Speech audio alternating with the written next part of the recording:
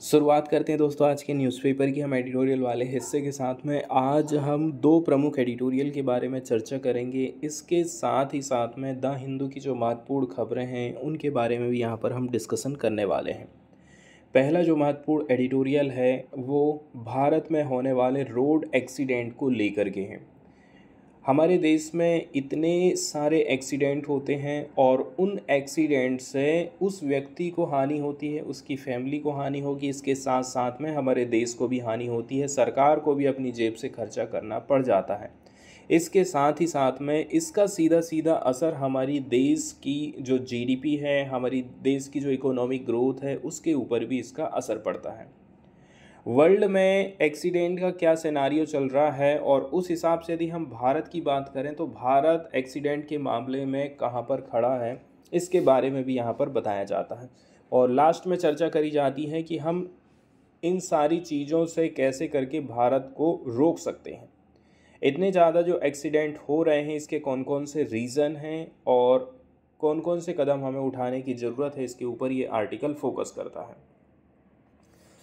कुल मिलाकर के हमारे देश में जो रोड सेफ्टी है उसको कैसे करके हम वापस पटरी पर ला सकते हैं, सही दिशा में ला सकते हैं, इसके ऊपर ये आर्टिकल लिखा गया है।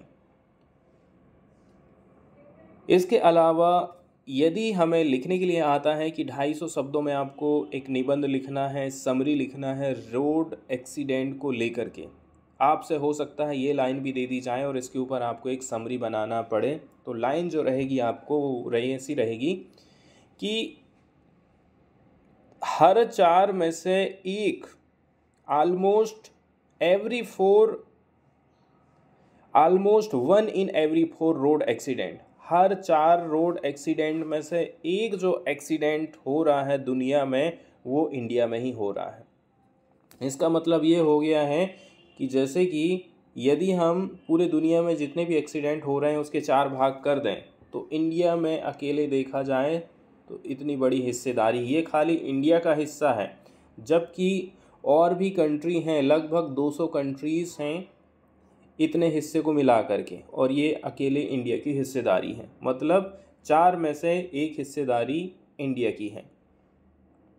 यही सारी कुछ चीज़ें ऐसी हैं जिसके चलते चलते हमारे जो ऑफिशियल्स हैं, ठीक है, हमारे जो अधिकारी लोग हैं, उन्हें सोचने की ज़रूरत है, ठीक, कि कैसे करके आप इस साइलेंट पेंडेमिक को ख़त्म कर सकते हैं। कुल मिलाकर के इतनी ज़्यादा एक्सीडेंट हो रहे हैं इसलिए राइटर ने इसको एक पेंडेमिक बोला है। तो कैसे करके हम इस साइलेंट पेंडेमिक को ख़त्म कर सकते हैं, इसके बारे में ये आर्टिकल लिखा गया है।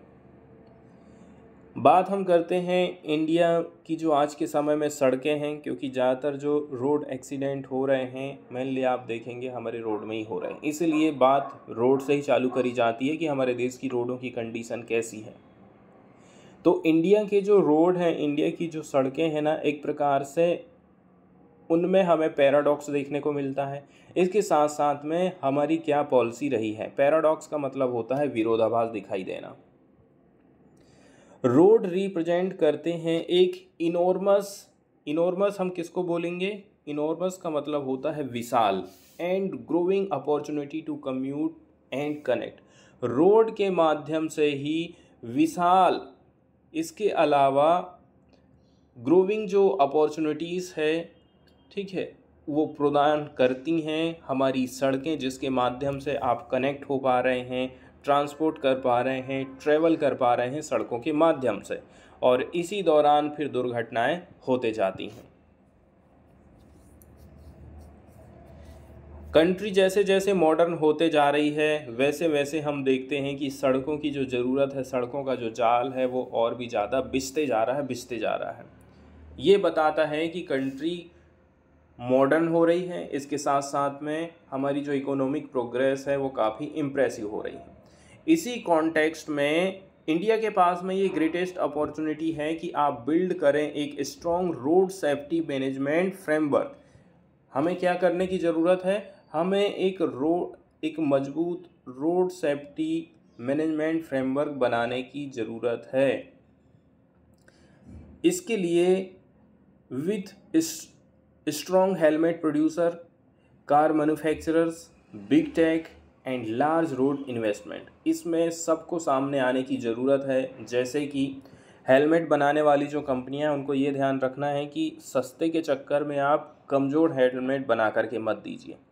कार मैन्युफैक्चरर हैं, बिग टेक है, लार्ज रोड इन्वेस्टमेंट की हमें ज़रूरत है, तब जा कर के हम थोड़ा सा एक्सीडेंट को कम कर सकते हैं। लेकिन दुनिया में जो पिक्चर है, भारत में जो पिक्चर है, बिल्कुल इसके विपरीत दिखाई देती है। इसके अलावा रोड एक्सीडेंट का डेटा कितना है, कहाँ कहाँ कितनी डेथें हो रही, कौन कौन सा नुकसान हो रहा है, इसके बारे में यहाँ पर बताया जाता है। जैसे कि बहुत सारी देशों में हो रहा है, उसी प्रकार की घटनाएं इंडिया में भी हो रही हैं। They are also the source of a silent but deadly pandemic. रोज रोज ही चीज़ें हो रही हैं तो लोगों का ध्यान एकदम उधर से हट ही गया है, सोचते हैं कि ये तो रोज़ का ही है। लेकिन इस चीज़ को रोका जाना बहुत ज़्यादा ज़रूरी है। प्रत्येक साल देखा जाए तो लगभग 3 लाख व्यक्ति ऐसे हैं जिनकी जानें जा रही हैं रोड एक्सीडेंट के चलते चलते इंडिया में। इंडिया का डाटा बताया जा रहा है कि हर साल इंडिया में 3 लाख लोगों की जानें जाती हैं रोड एक्सीडेंट के चलते चलते। ये डाटा प्रस्तुत किया गया है United Nations World Health Organization की तरफ से, WHO की तरफ से ये डेटा प्रस्तुत किया गया है। इसका मतलब क्या हो गया? इसका मतलब ये हो गया कि हमारे देश में, भारत में रोड एक्सीडेंट से हर घंटे में 34 लोगों की जानें जा रही हैं। अब जो पूरी दुनिया है उसके बारे में बताया जा रहा है और भारत कहाँ पर खड़ा है ये तो हम ऊपर देख ही चुके हैं कि 1 घंटे में देखा जाए हर घंटे में 34 लोगों की जानें जा रही हैं और साल भर में देखें तो 3 लाख लोगों की जानें चली जाती हैं।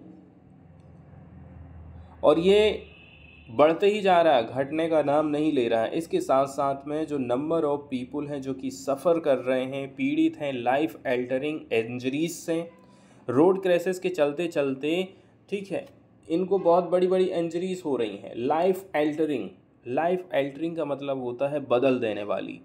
ऐसी हाथ टूट गया, किसी को सर में लग गया, किसी की रीढ़ की हड्डी टूट गई, इस प्रकार से जीवन ही आपका बदल देता। हो सकता है एक्सीडेंट के चलते चलते आप बिस्तर से ही ना उठ पाएँ, हमेशा के लिए विकलांग हो जाएं, हमेशा के लिए आदमी कोमा में चला जाए या फिर डेथ हो जाए लास्ट में। इसके साथ साथ में ह्यूमन सफ़र तो कर ही रहे हैं, ह्यूमन लोग तो पीड़ित हैं ही। इसके साथ साथ में जो इकोनॉमिक टोल है, इकोनॉमिक लॉस है, उसको भी इंडिया झेल रहा है। इंडिया की बात करें, रोड एक्सीडेंट के चलते चलते इसकी जो कॉस्ट पड़ रही है 5 से लेकर के 7% पड़ जा रही है नेशनल GDP का। सरकार को जहाँ कहीं भी एक्सीडेंट होता है तो आप देखेंगे पीड़ित परिवार के खाते में 1 लाख रुपए आ गया, 5 लाख, 50,000 आ गया। ये सरकार के जेब में भी भारी पड़ता है एक्सीडेंट। रोड सेफ्टी देखा जाए भारत अकेले की नहीं बल्कि ग्लोबल प्रॉब्लम है। लगभग 1.3 million people killed in road crashes every year. हर साल 1.3 मिलियन पीपल की जानें जाती हैं रोड क्रैश के चलते चलते हर साल। लेकिन almost 1 in every 4 road death around the world take place in India. लेकिन दिक्कत वाली बात यह है, दुनिया में हो रहा है तो अच्छा तो है, लेकिन भारत के लिए इसलिए बेकार है क्योंकि भारत में ही सबसे ज़्यादा हो रहे हैं एक्सीडेंट। पूरी दुनिया भर में यदि 4 एक्सीडेंट हो रहे हैं तो उसमें से एक भारत का हिस्सेदारी है। अब लोगों को जागरूक करने के लिए, ठीक है, लोगों में जागरूकता फैलाने के लिए हम रिमेम्बरेंस डे सेलिब्रेट करते हैं। इसको स्मरण दिवस के तौर पर कहना चाहिए, हम लोग सेलिब्रेट करते हैं। World day of remembrance for road traffic victim. इस दिन आप ये याद करिए कि भाई रोड एक्सीडेंट क्यों हो रहे हैं, लोगों को जागरूक करिए कौन कौन सी सावधानी बरतने की ज़रूरत है, किसी का रोड एक्सीडेंट हुआ है तो उसको कौन कौन से लॉस हुए हैं। इस प्रकार से हम लोगों को जागरूक कर सकते हैं इस दिन को सेलिब्रेट करके। तो हर साल हम जो है 19 नवंबर को ये दिन सेलिब्रेट करते हैं और इसी के चलते चलते ये आर्टिकल लिखा गया है और बहुत ही अच्छा आर्टिकल है रोड एक्सीडेंट को लेकर के देखा जाए तो। यहाँ पर हमें एक प्रकार से प्लेटफार्म मिल जाता है रोड ट्रैफिक विक्टिम्स के लिए एंड उनकी फैमिलीज़ के लिए, to remember, support and act such figure should serve as a wake up call to all of us. कुल मिलाकर के रोड ट्रैफिक जो विक्टिम्स हैं, ठीक है, रोड ट्रैफिक में जो लोग पीड़ित हुए हैं, जिनके साथ घटनाएं घटी हुई हैं, इनको एक प्रकार से प्लेटफार्म प्रोवाइड किया जा रहा है।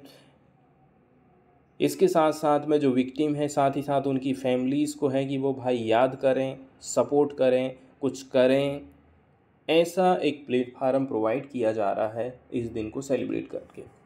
अब आगे बढ़ते हैं और हम बात करते हैं कि हमें और कौन कौन से कदम उठाने की ज़रूरत है। तो हमको जो है immediate, coordinated and evidence based intervention की ज़रूरत है, ताकि रूट सेफ्टी को हम और ज़्यादा बढ़ा सकें। इसके माध्यम से हम रिड्यूस कर पाएंगे जो डेली ह्यूमन ट्रेजेडीज़ हो रही हैं अलार्मिंग स्टैटिक्स के पीछे। इसके लिए कुछ स्ट्रेटजी की रिक्वायरमेंट रहेगी, जैसे कि रोड सेफ्टी मेजर्स के लिए हमें इन्वेस्टमेंट करने की ज़रूरत है। इसके अलावा जो कॉन्क्रीटेड पॉलिटिकल विल चाहिए, राजनीतिक इच्छा शक्ति की ज़रूरत है, नेशनल लेवल पर, स्टेट लेवल पर, लोकल लेवल पर, जब जा कर के ये काम हो सकता है। इसके अलावा हमारा जो माइंडसेट है वो कलेक्टिव तौर पर उसको चेंज करना है। सबके लिए, प्रत्येक के लिए आपको ये सोचना है, ठीक है, one of us is a road user in some way. कुल मिलाकर के जिसके साथ ये हुआ है वो हम जैसों में से ही है, ये हमें समझने की ज़रूरत है।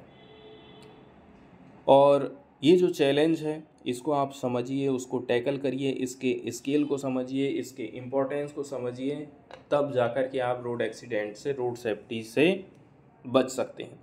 लास्ट वीक गवर्नमेंट ने रिलीज़ किया था एक रिपोर्ट 2022 की। तो बताया जा रहा है ज़्यादातर जो डेथें हो रही हैं ट्रैफिक क्रैशेस के दौरान इंडिया में, वो किस प्रकार की हो रही हैं। तो जो मोस्ट फैटल ईयर रहा था वो 2022 का ही रहा था। फोकस एरिया की हम बात करने वाले हैं बेटर सेफ्टी के लिए, जैसे कि कौन कौन से एरिया ऐसे हैं जहाँ पर आपको प्रायोरिटी देने की ज़रूरत है। एग्जांपल के तौर पर सीट बेल्ट सबसे पहले। जब भी हम कार ड्राइविंग की बात करते हैं तो सीट बेल्ट लोग लगाते नहीं हैं। शहर में मार्केट जा रहे हैं, कपड़ा लेने जा रहे हैं, सब्जी लेने जा रहे हैं, सीट बेल्ट नहीं लगाते हैं। अब जब तक ये हमारी आदत में नहीं रहेगा तब तक हम ऐसा ही करते रहेंगे और इसका रिजल्ट फिर आपको एक दिन दिखाई भी देता है। तो सीट बेल्ट पहनने की आदत हमें डालना चाहिए, ऐसा राइटर का कहना है। सीट बेल्ट से बहुत बड़े बड़े एक्सीडेंट होते भी हैं तो उससे आप सुरक्षित रह पाएंगे। फैशन के लिए नहीं, किसी को दिखावा करने के लिए नहीं, अच्छा नहीं लगता है, गर्मी लगती है, दिक्कत जाती है, ये सारी चीज़ों को भूल करके आपको ये ध्यान रखना है कि सीट बेल्ट मस्ट होना चाहिए। और ये चीज़ ना केवल ड्राइवर के लिए है बल्कि उन लोगों के लिए भी है जो कार में बैठे हुए हैं, क्योंकि जान की कीमत तो सबकी बराबर ही है, किसी की कम ज़्यादा नहीं है। इसलिए आप ये मत सोचिए कि यदि कार एक्सीडेंट होगा तो खाली ड्राइवर को ही नुकसान पहुंचेगा, हम लोग तो बच जाएंगे। यदि आप सीट बेल्ट पहनते हो तो जो डेथ ऑफ रिस्क होता है वो रिड्यूस हो जाता है, न केवल ड्राइवर में, इसके साथ साथ में फ्रंट सीट में जो लोग बैठे हुए हैं 45 से 50% तक आप डेथ का जो खतरा है उसको कम कर सकते हैं। इसलिए सीट बेल्ट बहुत ज़्यादा ज़रूरी हो जाता है। And risk of death and serious injuries among rear seat occupant by 25%। वहीं यदि हम रियर सीट ऑक्यूपेंट की बात करें, ऐसे लोग जो कि पीछे की सीट में बैठे हुए हैं, तो उनको उतना ज़्यादा फ़ायदा नहीं कर रहा है, सामने वाले को सीट बेल्ट ज़्यादा फ़ायदा करता है। फिर भी 25% का यदि हमें फ़ायदा हो रहा है तो ये काम हमें ज़रूर करना चाहिए। पीछे के व्यक्ति जिन्होंने सीट बेल्ट नहीं बांधा है, ये लोग रिस्क में रहते हैं, ठीक है, to themselves upon impact but also to those in front of seat. अब ये ऐसा है कि आपने नहीं बांधे हो तो चलो नहीं बांधे हो, लेकिन आप दूसरे के लिए भी खतरा पैदा कर रहे हैं, ऐसा राइटर का कहना है। इसलिए पीछे जो बैठने वाले व्यक्ति हैं उनको भी सीट बेल्ट बांधना चाहिए। इसके बाद हेलमेट की यदि हम बात करते हैं तो सबसे ज़्यादा आप देखेंगे आज के समय में मोटरसाइकिल की खरीदी बिक्री बहुत ज़्यादा बढ़ गई है। खरीदी बिक्री की बढ़ने के साथ साथ रोड में मोटरसाइकिलों की संख्या बढ़ रही है, पॉपुलेशन बढ़ रही है, मोटरसाइकिलें बढ़ रही हैं और एक्सीडेंट भी बढ़ रहे हैं। एक प्रमुख रीज़न है हेलमेट नहीं लगाना। हेलमेट नहीं लगाने के चलते चलते यदि सिर में थोड़ी सी भी चोट पहुंच जाती है ना, तो बहुत गंभीर खतरा हो जाता है आपके शरीर के लिए। लोग कोमा में चले जाएंगे, हाथ पैर काम नहीं करेंगे, लकवा मार देगा, ऐसे बहुत सी चीज़ें हैं। माइंड में थोड़ा सा भी लगता है, तो इसलिए सबसे पहले हमें हमारे सर को बचाना बहुत ज़्यादा ज़रूरी हो जाता है। तो ना केवल चलाने वाला व्यक्ति, इसके साथ साथ में यदि पीछे बैठने वाला भी यदि हेलमेट पहन लेता है तो ये दोनों के लिए ही अच्छा होने वाला है। यदि आप करेक्ट हेलमेट का यूज़ करते हैं तो इसके चलते चलते जो फैटल इंजरीज है, मृत्यु कारक जो दुर्घटना है, उसको आप 42% तक रिडक्शन कर सकते हैं। वल्नरेबल रोड यूज़र्स की बात करें, उनका भी आपको ख्याल रखना है। साइकिल चला रहे हैं, कोई पैदल चल रहे हैं, इनका भी यहाँ पर खास ख्याल रखना है। Pedestrian, cyclist and the rider of two wheeler account for almost 3/4 of road death in India. और इनकी भी काफ़ी बड़ी संख्या आप देख रहे हैं। इनकी जो संख्या है 3/4 में बताई जा रही है। रोड डेथ जितनी भी हो रही हैं, इनकी भी संख्या कम नहीं है। टोटल यदि 4 लोग हैं तो इसमें से 3 लोग कौन हैं? साइकिल चलाने वाले हैं, पैदल चलाने वाले हैं, टू व्हीलर वाले हैं। एग्जाम्पल के तौर पर सुबह सुबह आप टहलने निकले हैं, पीछे से कार वाले ने आकर के ठोक दिया, क्या हुआ? कार वाले को कुछ नहीं हुआ, आपको हुआ नुकसान। अब आगे हम बात करते हैं तेज स्पीड में चलाना, शराब पीकर चलाना गाड़ी, ये भी एक्सीडेंट का प्रमुख वजह माना जाता है। इसके लिए किसी प्रकार का टॉलरेंस नहीं होना चाहिए। एक रिसेंट रिपोर्ट आई थी गवर्नमेंट के द्वारा, जिससे ये पता चला है स्पीडिंग के चलते चलते 70% ऑफ इंडियाज रोड केस डेथें हो रही हैं। तेज़ स्पीड में चलाना जिसके चलते चलते 70% डेथें हो रही हैं। अभी मैं हाल फिलहाल में हॉस्पिटल गया था तो वहाँ एक लेडीज़ आई थी, 19 साल के लड़के ने उनकी गाड़ी को टक्कर मारी थी, 100 की स्पीड में चला रहा था बोलते हैं, और आके ठोक दिया इनकी स्कूटी को। इनके भी सर में ही चोट लगी थी और काफ़ी बड़ा ऑपरेशन हुआ था इनके सर का, तब जाकर के अभी कुछ उनको राहत मिली है। तो जो स्पीड है, आप ये ध्यान में रखिए कि आप शहर में चल रहे हैं, कोई आप हाईवे में नहीं चल रहे हैं कि खाली रोड है दौड़ा रहे हैं आप। इसलिए शहर में आप हिसाब से चलिए, 20, 30, 40 से ज़्यादा आप मत चलाइए। 50 आप चलाएंगे तो फिर गड़बड़ हो जाएगा। इसलिए आप देखेंगे कि इंडिया में जो 70% डेथ हो रही है वो हाई स्पीड के चलते चलते हो रहा है। इसके बाद हम देखते हैं कि हमें रोड इंफ्रास्ट्रक्चर के ऊपर ज़्यादा खर्चा करने की ज़रूरत है, क्योंकि हमारी जो सड़कें हैं अभी भी सेफ कंडीशन में नहीं रही हैं। एक बार मैं भी रास्ते में आ गया था, गड्ढा अचानक तो गिर गया था, सामने का ब्रेक लगाया, डिस्क ब्रेक था, एकदम से हैंडल मुड़ गया और मैं गिर गया, तो मेरे को तो हथेली में गड्ढा पड़ गया था, छिला गया था पूरा। इसलिए बोलते हैं कि जो रोड है हमारी वो सेफ कंडीशन में नहीं है। रोडों को लेकर के एक बात और ये ध्यान रखना है कि मान के चल लीजिए सड़क है, बीच में यदि ये डिवाइडर बना दिया जाता है, यहाँ पर ऊंची सी थोड़ी सी बाउंड्री बना दी जाती है, तो इससे ये जो क्रॉस करने वाले लोग हैं ना, वो कम हो जाते हैं। क्रॉसिंग नहीं होगी तो जाहिर सी बात है एक्सीडेंट नहीं होगा। दूसरी चीज़, चौराहे बहुत ज़्यादा ज़रूरी है। चौराहे नहीं हैं तो ये भी एक रीज़न बनता है एक्सीडेंट होने का। इसलिए ज़रूरी है कि जहाँ जहाँ पर चौराहा है, जहाँ जहाँ पर चौराहा नहीं बना है वहाँ पर चौराहे बनाए जाना चाहिए। अगली बात आती है, साइकिल चलाने वालों के लिए थोड़ी सी आप जगह छोड़ दीजिए, पैदल चलने वालों के लिए छोड़ दीजिए, ताकि इन लोगों का एक्सीडेंट ना हो और ये लोग सेफ रहें। नहीं तो पीछे से कोई आया और ठोक दिया, ऐसा एग्जाम्पल हम देखें। इसके बाद large scale public awareness campaign हमें फैलाने की ज़रूरत है, जैसे कि यूनाइटेड ग्लोबल कैंपेन चलाया जा रहा है यूनाइटेड नेशंस की तरफ से रोड सेफ्टी के लिए, मेक ए सेफ्टी स्टेटमेंट। ये कुछ इम्पोर्टेंट चीज़ें हैं।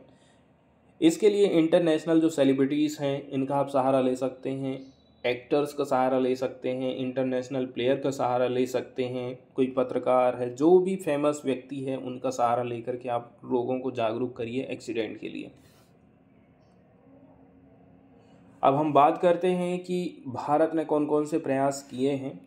तो जो सस्टेनेबल डेवलपमेंट गोल है जिसको क्रिएट किया गया था 2015 में, इसमें इंक्लूड किए गए हैं कुछ टारगेट। 3.6 की हम बात कर रहे हैं। इसमें बोला जा रहा है कि हमें हाफ करना है नंबर ऑफ ग्लोबल डेथ को एंड इंजरीज को from road crashes and a call 11.2 में बोला जा रहा है कि make a public transport safer, more affordable and more accessible to all. सबसे इम्पॉर्टेंट चीज़ें यदि देखा जाए तो यहीं पर बोल दी गई हैं कि भाई देखिए, सस्टेनेबल डेवलपमेंट गोल में जिसको क्रिएट किया गया था 2015 में, इसमें जो टारगेट नंबर 3.6 है, इसमें बोला जा रहा है कि जो ग्लोबल डेथ है, इंजरी है, एक्सीडेंट के चलते चलते हो रही है, उसको हमें आधा करने की ज़रूरत है, 1/2 करना है। इसके साथ साथ में भी जो 11.2 नंबर का पॉइंट है उसमें बोला गया है कि जो पब्लिक ट्रांसपोर्ट है उसको ज़्यादा अफोर्डेबल आपको बनाने की ज़रूरत है। पब्लिक ट्रांसपोर्ट की बात करें, जैसे कि एक एग्जांपल दुर्ग और हम भिलाई की बात कर रहे हैं, दुर्ग से लेकर के भिलाई, ठीक है। भिलाई भी अच्छा खासा है, दुर्ग भी अच्छा खासा शहर है, लेकिन दोनों के बीच में किसी भी प्रकार की सिटी बस नहीं चल रही है। ऑटो मिल जाएगा लेकिन सिटी बस नहीं चला रहे हैं।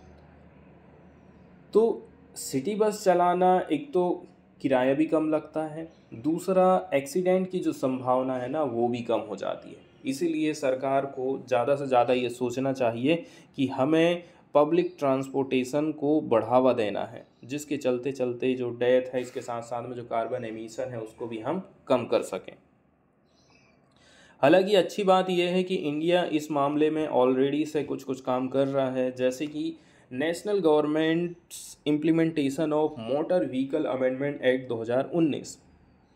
हालांकि सरकार बहुत उत्साह के साथ में ये कानून लेकर के आई थी और इससे फ़ायदा सरकार को ही था। आम लोगों को ऐसा था कि भाई आप 100 की जगह 200 दीजिए, सरकार के लिए तो अच्छा ही है। यदि पुलिस ने आपको पकड़ लिया तो 100 की जगह आपसे 200 लेगा। लेकिन आज के समय में भी ऐसा हो गया है कि पुलिस यदि पकड़ती भी है किसी बाइसिकल वाले को, मोटरसाइकिल वाले को, तो रसीद नहीं काटेगी, 100-200 ले लेगी और उसको छोड़ देगी। ऐसा चल रहा है। तो कुल मिलाकर के यदि हमने जुर्माना बढ़ाया भी है तो उसका भी कोई ज़्यादा असर नहीं पड़ रहा है। इसके साथ साथ में हमने डाटा को कलेक्ट करना चालू कर दिया है। रोड क्रैशेस क्यों हो रहे हैं, कैसे हो रहे हैं, कैसे रोका जा सकता है, ये भी इम्पैक्टफुल मेजर्स माना जाता है। इसकी सहायता से हमारे जो एक्सपर्ट लोग हैं वो बेटर अंडरस्टैंड कर पाएंगे कैसे करके क्रैश हो रहा है, क्यों क्रैशेस हो रहा है, कहाँ पर हो रहा है और कैसे करके आप उनको कम कर सकते हैं। यूएन हेलमेट की बात करें तो जो पुलिस है, सॉरी, अब यूएन हेलमेट के लिखा बस तो है, लेकिन हम बात कर रहे हैं कि आज के समय में जो बड़े बड़े शहर हैं, जैसे कि दिल्ली की बात कर लें, वहाँ की जो पुलिस है मेजर सिटीज़ की, जैसे नई दिल्ली की हम बात कर रहे हैं, तो वो आज के समय में इंटेलिजेंट ट्रैफिक मैनेजमेंट सिस्टम का इस्तेमाल कर रहे हैं, जिससे इफ़ेक्टिव तरीके से हम रेगुलेट कर सकते हैं ट्रैफिक के फ्लोज़ को, काफ़ी बेटर तरीके से एंड मिनिमाइज़ कर पाते हैं पोटेंशियल फॉर कोलिजन, मतलब कि जो एक्सीडेंट हो रहे हैं उसको इसके माध्यम से काफ़ी आसानी से रोका जा सकता है। इसी की सहायता से देखिए, यदि हम चाह रहे हैं कि सेफ़ हेलमेट मार्केट में आए तो जो स्पेशल एनवॉय है इसने काम किया है हेलमेट प्रोड्यूसर के साथ में, ताकि प्रोड्यूस किया जा सके कम कीमत में वेंटिलेटेड यूनाइटेड नेशंस स्टैंडर्ड वाले हेलमेट। अंडर कीमत बताई जा रही है $20 की, इंक्लूडिंग हेयर इन इंडिया, और इसके लिए इंडिया में भी काम चल रहा है। और प्राइवेट सेक्टर की जो कंपनीज़ हैं वो भी इस मामले में सॉल्यूशन को सीख कर रही हैं कि भाई क्या सॉल्यूशन लाया जा सकता है। अब हम बात करते हैं क्या क्या चीज़ करने की हमको ज़रूरत है। इंटरनेशनल तौर तरीक़ों को हमें अपनाना ज़रूरी है एंड सक्सेसेस जो हासिल हो रही हैं उनसे आप सफलता हासिल कर सकते हैं। रोड सेफ्टी एक कॉम्प्लेक्स और मल्टी डायमेंशनल चैलेंज है, but the benefit that come with addressing it can be equally profound. लेकिन यदि आप इसको एड्रेस कर पाएंगे तो इससे आपको फ़ायदा भी बिल्कुल काफ़ी अच्छा होने वाला है। आज के समय में ज़रूरत है कि हम एक कम्प्रहेंसिव सेफ सिस्टम लेकर के आएँ, जैसा कि यूनाइटेड नेशंस का जो second decade of action for road safety 2021-30 का प्रोग्राम है उसके हिसाब से। एंड हमें फुल इम्प्लीमेंटेशन करना पड़ेगा मोटर व्हीकल अमेंडमेंट एक्ट 2019 19 को। इसके बाद वाला जो सेकंड एडिटोरियल यहाँ पर हम चर्चा करने वाले हैं, ये एडिटोरियल हमारे सरकारी स्कूलों को लेकर के लिखा गया है। आज के समय में देखा जाए, कोई भी व्यक्ति अपने बच्चे को सरकारी स्कूल में नहीं पढ़ाना चाहता है। भले ही उसकी नौकरी लगे चाहे ना लगे, भले ही वो कलेक्टर बने चाहे ना बने, उसको यही लगता है कि प्राइवेट स्कूल में पढ़ाई अच्छी होती है, मेरे बेटे का जो भविष्य है, बेटी का जो भविष्य है आने वाले टाइम में बहुत अच्छा रहेगा, नहीं तो वो बाकी के बच्चों से काफ़ी पिछड़ जाएगा यदि मैं उसको प्राइवेट स्कूल में नहीं लेकर के जाता हूँ तो। लेकिन कुछ जगह ऐसी हैं जिन्होंने एग्जाम्पल प्रस्तुत किया है कि सरकारी स्कूल के बच्चे भी प्राइवेट वाले स्कूल के बच्चों से कहीं आगे निकल जाते हैं। दिल्ली जैसी जगह में आप जाकर के देख लीजिए, दिल्ली का जो एजुकेशन सिस्टम है उसकी काफ़ी प्रशंसा करी जाती है। लेकिन यहाँ पर हम उड़ीसा का जो सरकारी स्कूल वाला सिस्टम है उसकी कुछ महत्वपूर्ण बातों को देखने वाले हैं। इसके साथ साथ यदि मैं खुद अपनी लाइफ के बारे में बात करूँ ना, तो एमपी में जो सिवनी डिस्ट्रिक्ट पड़ता है, ठीक है, सिवनी ज़िला में जब मुझे 11वीं और 12वीं पढ़ना था, 11वीं और 12वीं पढ़ना था, तो हमारे यहाँ पर प्राइवेट से भी ज़्यादा फेमस पढ़ाई होती है वहाँ के एक्सीलेंस स्कूल में। और हर साल आप देखेंगे जो टॉपर निकल कर के आते हैं ना, वो एक्सीलेंस स्कूल से ही निकल कर के आ रहे थे।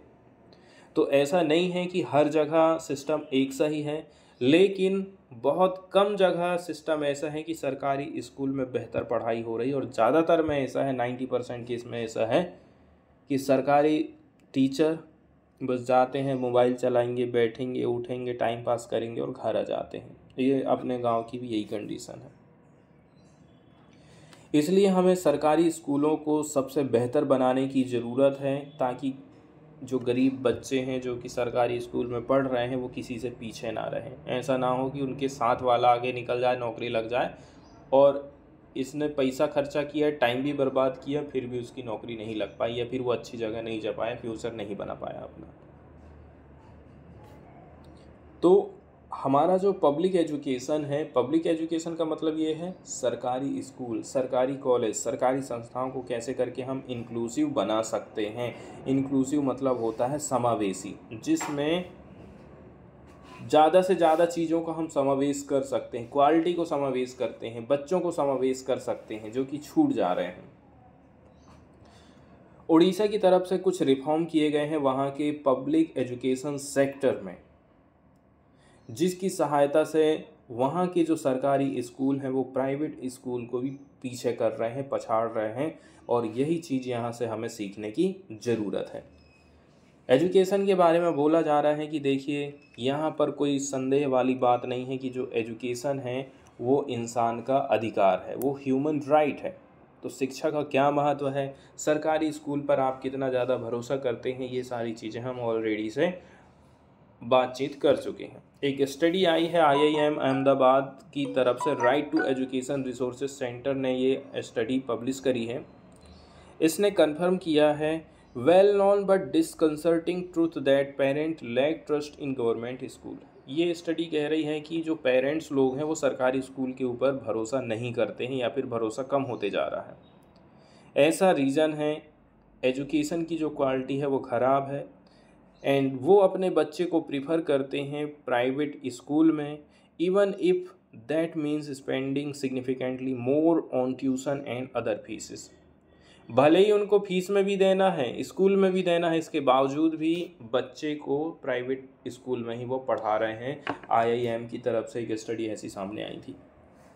उड़ीसा की तरफ से कुछ प्रयास किए गए हैं जो कि क्रांतिकारी रिफॉर्म माने जाते हैं स्टेट के सरकारी एजुकेशन सेक्टर में, क्षेत्र में। जैसे कि उड़ीसा आदर्श विद्यालय खोले गए हैं, OAV बार ये आने वाला है। सेकेंड नंबर का प्रोग्राम चलाया गया है मो स्कूल अभियान। तीसरे नंबर में 5T high school transformation programme चलाए गए हैं। इनके बारे में आगे सब कुछ डिटेल में बताया जाएगा। इसकी सहायता से सरकार जो है स्कूलों को बेहतर बना रही है प्राइवेट स्कूल से भी, सब पैरामीटर में, इंफ्रास्ट्रक्चर हो, अफोर्डेबिलिटी हो, क्वालिटी हो, सब मामले में सरकारी स्कूल को कैसे करके आगे ले करके जा सकते हैं। लेकिन हमारे समय में क्या होता है, आज भी कंडीशन वही हो गई। इंफ्रास्ट्रक्चर की बात करें तो एक बार कोई भी चीज़ लगा दी जाती है, इसके बाद वो लग गई, बंद हो गई, ख़राब हो गई, चल रही है कि नहीं चल रही, इसको कोई चेक नहीं करता। चाहे सरकारी स्कूल का पीने के पानी की व्यवस्था हो, चाहे बाथरूम की व्यवस्था हो, चाहे टॉयलेट की व्यवस्था हो, यही हमारे गांव में चलते आ रहा। इंग्लिश मीडियम स्कूल की हम बात करें तो education world India school ranking 2022-23 की बात करें एंड उड़ीसा के जो आदर्श विद्यालय हैं हम उनकी बात कर रहे हैं, तो जो OAV हैं, आदर्श विद्यालय है, कहाँ पर है ये आदर्श विद्यालय? पोलासारा ब्लॉक पड़ता है, गंजाम डिस्ट्रिक्ट पड़ता है। इसको 5वें नंबर का बेस्ट स्कूल माना गया है, जो कि गवर्नमेंट के द्वारा चलाया जाने वाला स्कूल की कैटेगरी में आता है। And 2 more OAVs among the top 10 में 2 और OAV हैं, आदर्श विद्यालय हैं, जो कि टॉप 10 की लिस्ट में आ जाते हैं। अब स्टूडेंट लोग जो है स्ट्रगल करते हैं, उसको कैसे करके एड्रेस किया जा सकता है। इन सिक्योरिंग एडमिशन टू केंद्रीय विद्यालय school after first standard the OAVs provide admission at the secondary stage. बोला जा रहा है कि देखिए, केंद्रीय विद्यालय में एक तो आसानी से एडमिशन मिलता नहीं है, तो ऐसी कंडीशन के लिए OAV खोले गए हैं, तो ये इनको प्रोवाइड करता है सेकेंडरी स्टेज के तौर पर। आप वहाँ नहीं जा पाए तो आप यहाँ आ गए। उड़ीसा के जो आदर्श विद्यालय वाला मॉडल है, जिसके चलते चलते ब्रिज किया जा रहा है रूरल अर्बन गैप को, मतलब ग्रामीण क्षेत्र पिछड़ना नहीं चाहिए। शहर में केंद्रीय विद्यालय है, गांव में केंद्रीय विद्यालय नहीं है, तो एक काम करते हैं, आदर्श विद्यालय हम खोल देते हैं। क्या खोल देते हैं? OVA खोल देते हैं, जो कि affordable English medium education provide करेंगे। स्टेट गवर्नमेंट ने 315 इंग्लिश मीडियम को एड OAV खोली है ऑल 314 ब्लॉक में, rural and semi urban areas में, फरवरी 2023 तक का ये डाटा है। इनके माध्यम से रिप्रेजेंटेशन किया जा रहा है SC वाले बच्चों का, ST वाले बच्चों का, फीमेल स्टूडेंट का रिजर्वेशन के माध्यम से। तो SC ST के बच्चे पढ़ते हैं, महिलाएं यहाँ पर पढ़ रही हैं और इनको रिजर्वेशन भी दिया जा रहा है। इसके चलते चलते बच्चों का जो इनरोलमेंट है, दाखिला है फीमेल स्टूडेंट का, उनमें आप देखेंगे फीमेल ज़्यादा है और मेल कम है। 30,000 लड़के हैं और 43,000 लड़कियां हैं। इसका फ़ायदा यही हो रहा है, लड़कियां क्या है, दूर पढ़ने के लिए जाती नहीं हैं, घर वाले भेजते नहीं हैं गांव देहात में, और यदि आप पास में ही इस प्रकार के अच्छे स्कूल खोल देते हैं तो लड़कियों का जो एनरोलमेंट है आज के टाइम में, लड़कियां लड़कों से आगे बढ़ने लग गई हैं। न केवल इसमें लड़कियों का पार्टिसिपेशन हम बढ़ा रहे हैं, इसके साथ ही साथ आप देखेंगे जो वल्नरेबल चिल्ड्रन हैं, 31 वल्नरेबल चिल्ड्रन जो कि विक्टिम माने गए हैं चाइल्ड अब्यूज़ का, ट्रैफिकिंग का, चाइल्ड लेबर का, चाइल्ड मैरिज का, इनको रेस्क्यू किया गया है एंड प्रिपेयर किया जा रहा है OAV के एंट्रेंस के लिए 2021 में। कितने बच्चों के लिए तैयारी कराएं हम? 31 बच्चे ऐसे हैं जैसे कि किसी बच्चे को की खरीदी बिक्री हो गई है, ठीक है, ऐसे ऐसे बच्चों की पहचान करी जा रही है और इनको एंट्रेंस एग्ज़ाम के लिए प्रिपरेशन किया जा रहा है, ताकि ये भी जो है इस प्रकार के आदर्श विद्यालय में जा कर के पढ़ाई कर सकें। इसके साथ साथ में जो OAV खोले गए हैं, ये प्रोवाइड करते हैं different type of coaching facilities, ताकि जो स्टूडेंट है वो नेशनल लेवल के टेस्ट को क्रैक कर सकें। इनमें से 24 बच्चे ऐसे हैं जिन्होंने क्रैक किया है नीट के एग्ज़ाम को जुलाई 2023 में। इसके साथ साथ में जो आदर्श विद्यालय खोले गए हैं, ये सोशल इक्विटी को प्रमोट करने का काम करते हैं। इसके लिए लेवल प्लेइंग फील्ड लगाई गई है स्टूडेंट को from rural and poor socio economic background. इसके साथ साथ में बोला जा रहा है कंटिन्यू टीचर एजुकेशन प्रोग्राम चलाए जा रहे हैं एंड मेंटेन किया जा रहा है टीचर प्यूपिल रेशियो को। मतलब कि ऐसा नहीं है कि एक स्कूल में एक ही मास्टर है वही सबको पढ़ा रहा है 6वीं से लेकर के 8वीं तक।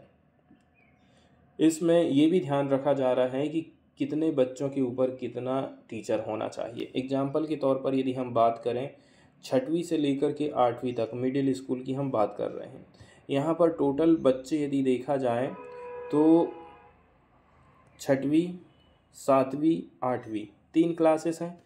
3 क्लास में 10-10, यहाँ भी 10 और इसमें मान लीजिए आप कितना 5। किसी गांव देहात के स्कूल में 6वीं में 10 हैं, 7वीं में 10 हैं और 8वीं में 5 हैं, 25 हो गए हैं टोटल। इन 25 बच्चों में एक जो टीचर का अनुपात है वो होना चाहिए, जबकि हमारे देश में ये जो गैप है वो बढ़ते जा रहा है। इसके साथ साथ में इन्होंने लिवरेज करने का काम किया है डिजिटल टेक्नोलॉजी को, ताकि इन्हेंस किया जा सके accountability and transparency of the system को।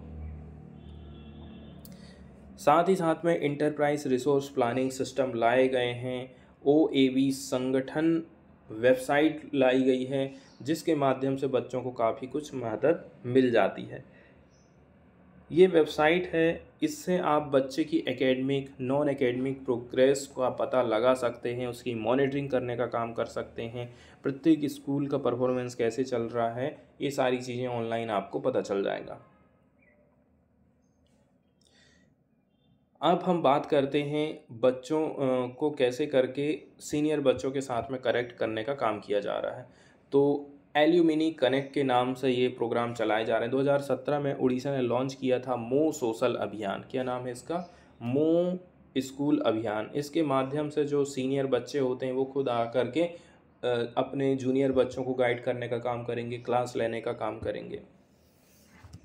अपने आप में देखा जाए ना तो ये मोटिवेट करने वाली स्कीम है। मोबिलाइज किया जा रहा है एलुमिनी कम्युनिटी को, भूतपूर्व छात्रों को, कि आप कंट्रीब्यूट करिए अपने गवर्नमेंट स्कूल के एजुकेशन सिस्टम को उड़ीसा में। इसमें 5 पिलर बनाए गए हैं, connect, collaborate, contribute, create and calibrate करके। इसके माध्यम से कनेक्ट किया जा रहा है स्कूल को अपने जो सीनियर बच्चे हैं, भूतपूर्व बच्चे हैं, उनके साथ में वेरियस फील्ड के माध्यम से प्रमोट किया जा रहा है एलुमिनी मेंटरशिप को स्टूडेंट के लिए। इसके साथ साथ में कोलैबोरेशन का काम हो रहा है एलुमिनी के बीच, स्कूल अथॉरिटी के बीच, डिस्ट्रिक्ट एडमिनिस्ट्रेशन के बीच में, जिससे जो प्रोग्राम है वो एक्सचेंज किए जा सकें। साथ ही साथ में sport, cultural event, also stronger infrastructure खड़ा करने के लिए भी अथॉरिटी, डिस्ट्रिक्ट एडमिनिस्ट्रेशन इसमें मदद करता है। तो जो 33,000 स्कूल हैं उससे भी कहीं ज़्यादा स्कूल, लगभग 30 ज़िलों की हम बात कर रहे हैं उड़ीसा की, ये इंगेज हैं अभी 6 लाख एलुमिनी मेंबर के साथ में अंडर द एमओ स्कूल अभियान। फिर अगला जो प्रोग्राम चलाया जा रहा है वो है स्कूल एडॉप्शन प्रोग्राम, SAP, जिसको शॉर्टकट में बोला जा रहा है।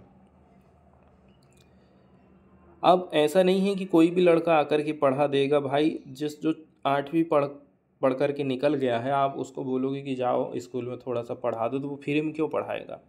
उसको आपको थोड़ा बहुत जो है इनकम का सोर्स देना पड़ेगा, तब जा कर के वो पढ़ाने वाला है।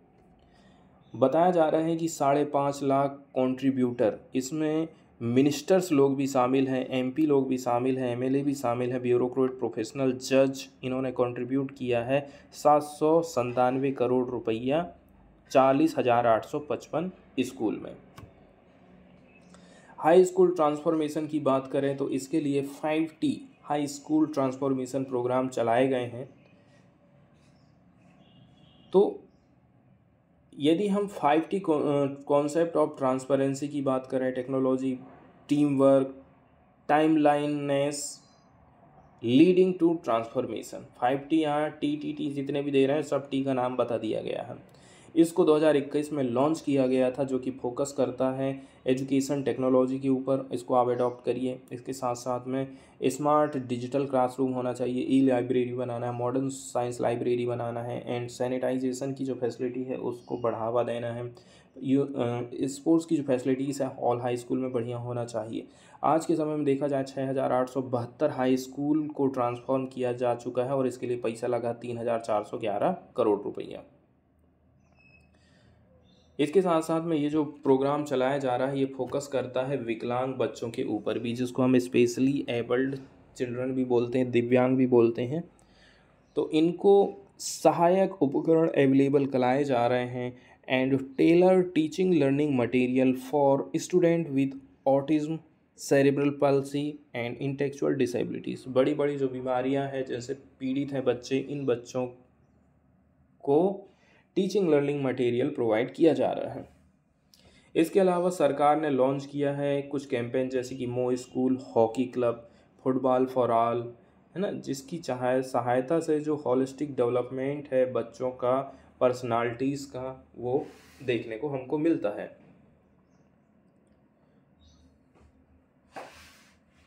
वहीं यदि हम 2019-20 की बात करें, प्राइवेट स्कूल में 16,05,000 स्टूडेंट पढ़ाई करते थे।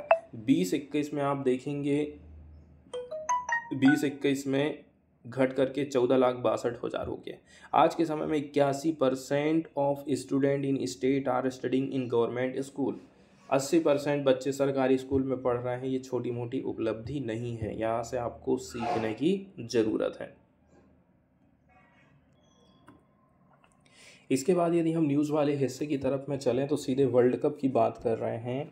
कल वर्ल्ड कप का फाइनल था, भारत और ऑस्ट्रेलिया के बीच में ये मैच खेला गया था।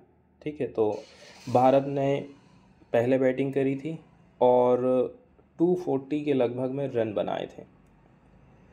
सेकंड में बैटिंग करी जाती है ऑस्ट्रेलिया के द्वारा और आप देख सकते हैं ऑस्ट्रेलिया की फील्डिंग कैसी रही थी और किस प्रकार से उनकी बॉलिंग रही, और रन चेस में भी वो ठीक उसी प्रकार से आगे रहे। और इसलिए तो कहते हैं कि जो ऑस्ट्रेलिया की टीम है ना, वो वर्ल्ड कप में बड़े बड़े जो सीरीज़ होते हैं, टूर्नामेंट होते हैं, उसमें हमेशा से ही वो डोमिनेट करती है। पूरे वर्ल्ड कप में देखा जाए ना, यदि कोई टक्कर दे सकता था भारत को, अभी तक तो भारत ने एक भी मैच नहीं हारा था, लेकिन फाइनल में आकर के उसको हार का सामना करना पड़ा। तो भारत को यदि कोई टक्कर दे सकता था तो वास्तव में वो ऑस्ट्रेलिया ही थी। कोई और टीम होती तो हो सकता है कि भारत के चांसेस बन जाते थे जीतने के।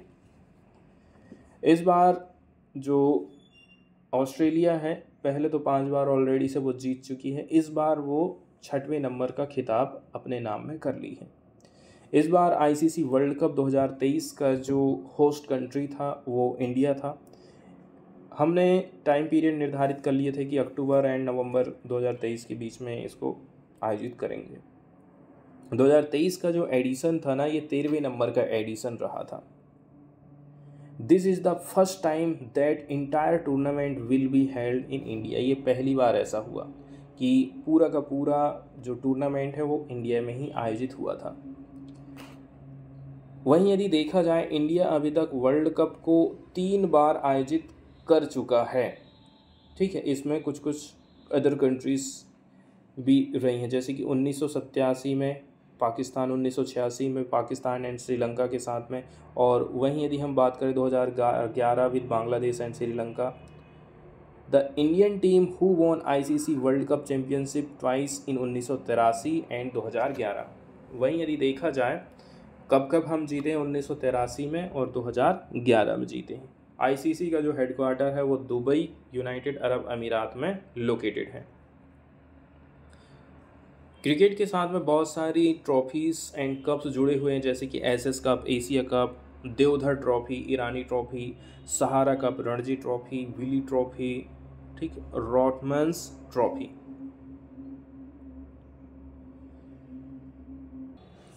तो 2023 वाला जो एडिशन रहा था इस बार का, ये 13वें नंबर का एडिशन था। इसमें बहुत सारे रिकॉर्ड बने, जैसे कि सबसे ज़्यादा रन की यदि हम बात करें तो नंबर 1 पर रहे थे विराट कोहली। इन्होंने 765 रन बनाए हैं, सबसे ज़्यादा रन बनाने वाले। सेकंड नंबर पर थे रोहित शर्मा, उसके नीचे थे क्विंटन डिकॉक। इसके अलावा यदि हम बात करें कि जैसे कि हाईएस्ट स्कोर कौन बना पाया था, तो वनडे में मैक्सवेल का हाईएस्ट स्कोर रहा था 201। ठीक है, एक सिंगल मैच में सबसे ज़्यादा 201 रन मारे थे मैक्सवेल ने, तभी जाकर के ऑस्ट्रेलिया सेमीफाइनल में पहुंच पाई थी। इसके बाद 177 रन अकेले ने मारा था मिचेल मार्श ने। वहीं यदि हम बात करें विकेट की कि सबसे ज़्यादा विकेट किसने लिया है, तो जो मोस्ट विकेट लिए हैं देखा जाए तो समी ने लिए हैं 24 विकेट। 7 मैच में इनके 24 विकेट रहे हैं। इसके बाद एडम जैम्पा का नंबर आता है, इन्होंने लिए हैं 23 विकेट। अच्छी बात यह है जो टॉप नंबर में रहा था उसने फाइनल में सबसे कम विकेट लिए हैं, जबकि इसके पहले ये अच्छा खासा विकेट लिए थे। थर्ड नंबर पर श्रीलंका के दिलशान मधुसूदन आते हैं, जिन्होंने 21 विकेट लिए थे।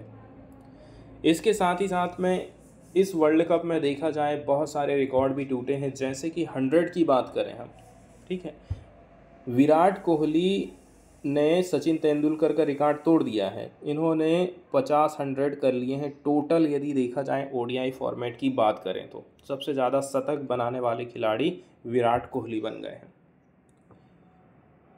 वहीं हिस्ट्री की यदि हम बात करें कि कब कब मैच हुआ है, कौन कौन सी टीमों ने जीता है, तो यहाँ पर आप देख सकते हैं सबसे पहली शुरुआत करी जाती है 1975 में वेस्ट इंडीज़ के बाद, वेस्ट इंडीज़ के द्वारा। फिर जीती वेस्ट इंडीज़ 1979 में, फिर इंडिया जीती 1983 में।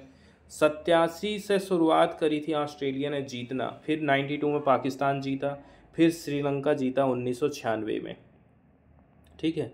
और इसके बाद 1999, 2003, 2007 3 लगातार मैच जीता था ऑस्ट्रेलिया। फिर 2011 में आया था इंडिया का नंबर, फिर 2015 में फिर से ऑस्ट्रेलिया ले गई, और 2019 में जीती थी इंग्लैंड। और 2023 का तो आप देख ही सकते हैं, पैट कमिंस कप्तान थे, पैट कमिंस कप्तान थे जो कि बॉलर हैं।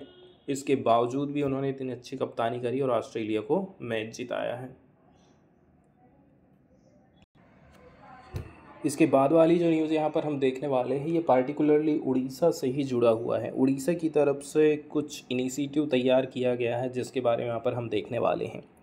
नवीन पटनायक की गवर्नमेंट उड़ीसा में लॉन्च किए हैं एक एम्बिशियस इनिशिएटिव, जिसके चलते चलते यूथ लोगों को सपोर्ट किया जा रहा है, यूथ लोगों के ऊपर पकड़ बनाने की कोशिश करी जा रही है।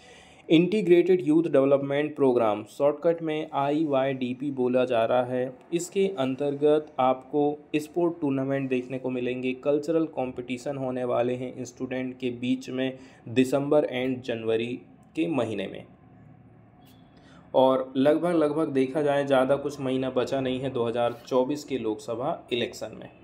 वहीं जो उड़ीसा गवर्नमेंट का कहना है, ये जो स्कीम है इसका प्राइमरी उद्देश्य है कि हम जो है इंगेजमेंट बढ़ाना चाहते हैं यूथ का स्पोर्ट में, कल्चर में, सोशल इंडेवियर में, ठीक है। यहाँ पर इंडेवियर यूज़ किया गया, जिसका मतलब होता है प्रयास करना, समाज के लिए करने के लिए कुछ प्रयास करना। इसके साथ साथ में जो अपोजिशन पार्टीज़ हैं इसके लिए सहमति नहीं दे रही हैं, उनको ये सब लग रहा है कि चुनाव जीतने के लिए ही यहाँ की सरकार ये सब कर रही है। देखा जाए तो 12,000 से भी ज़्यादा टीमें with member in the age group of 13 से लेकर के 35 year have registered to participate in tournament. 6 discipline में 12,000 टीम पार्टिसिपेट करेंगी, और इसमें एज ग्रुप रहेगा 13 से लेकर के 35 साल तक। 6 डिसिप्लिन बनाए गए हैं, cricket, hockey, football, kabaddi, kho kho and volleyball.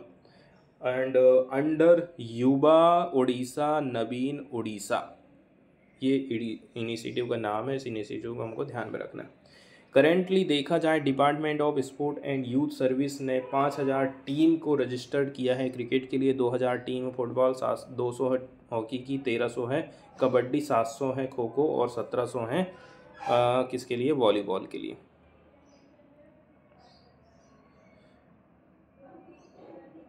वहीं यदि देखा जाए डिपार्टमेंट के हिसाब से बोला जा रहा है, जो ग्रुप ऑफ यूथ है, आपके पास एक मोबाइल नंबर होना चाहिए, व्हाट्सएप नंबर, आधार कार्ड, ये लोग रजिस्टर कर सकते हैं उनकी टीम के लिए, किसी भी एक मैच के लिए, किसी भी एक कैटेगरी के लिए। And become eligible to participate in block level sport tournament to be funded by the state government. ठीक है, और यहाँ से ही आप कहना चाहिए ब्लॉक लेवल पर पहुँच सकते हैं।